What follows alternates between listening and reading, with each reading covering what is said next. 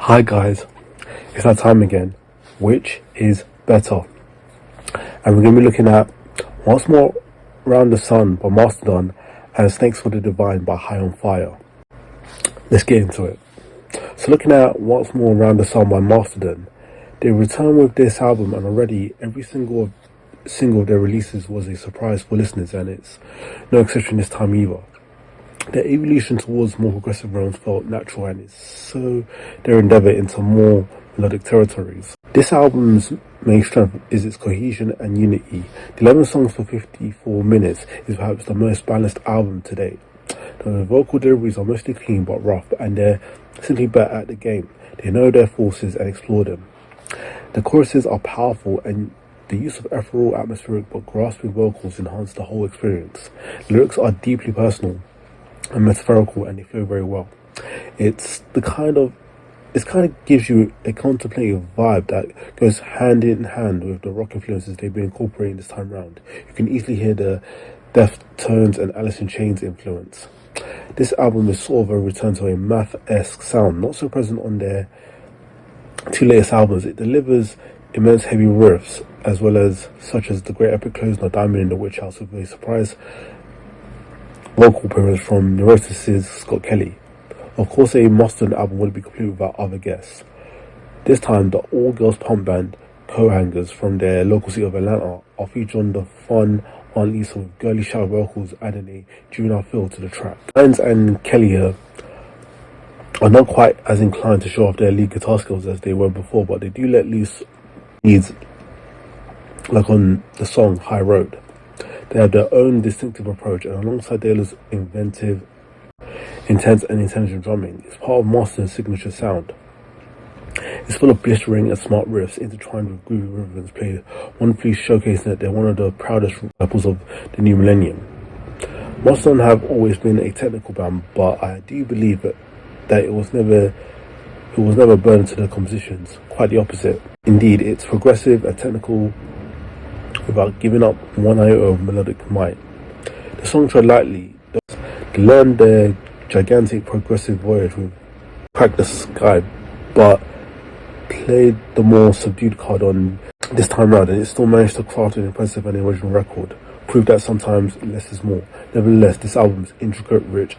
It really feels like Mastodon took the better songwriting of The Hunter and mixed the idiosyncratic power from their other albums. With some might dislike Mastodon for a bunch of reasons, but no one can say that they sound like any other band. It's without a doubt that their best album since Blood Mountain, and it helps build in an important, almost faultless legacy for the band. This is a highly recommended album for fans of adventurous, catchy rock metal with a flair of originality. Mastodon are still on the rise, and there's no way to stop the progression. In time, you'll join them in the sun, and in time, you'll help them accomplish wonders. Switching gears, we're going to look at Snakes for the Divine by High on Fire. In 2010, High on Fire was one of the most talked about bands in metal at the moment. Their Grammy victory that year cemented their status as one of the biggest bands in metal, and they released their first album under E1 following a 3-year album stint with Relapse Records. This partnership ultimately made Snakes for the Divine the band's breakthrough hit. This album opens up with the title track, 8 minutes of titanic guitar play from Matt Pike, who is known for his Lemmy Kilmister inspired vocals, an instant highlight. It's a perfect example of High on Fire's thrash metal meets stoner sludge sound that they're known for, with its unique guitar solos. The other highlight is Frosthammer, with this thrash style being dominant for the most of the song.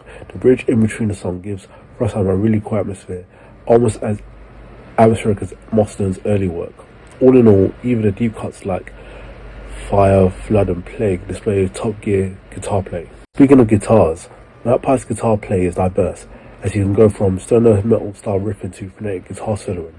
Example of this can be seen on Snakes for the Divine and How Dark We Pray. As the two have different styles, Pike's screams have a higher pitch on Snakes for the Divine, even on the tracks like Fire, Flood and Plague, where he pitches up an octave as the verses continue. Des Kenzel's drumming has improved from Their Fierce Discommunion, mixing thrash influences with prog and jazz technicality. Frosthammer and Ghostneck, for example, for like songs that Kenzel could written on his own, since they've predominantly thrash influenced.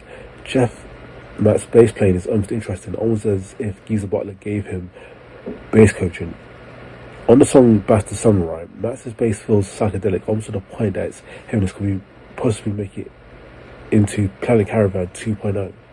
And that's how metal ideally should sound like. Heavy riffs provided by guitars and crushing bass play.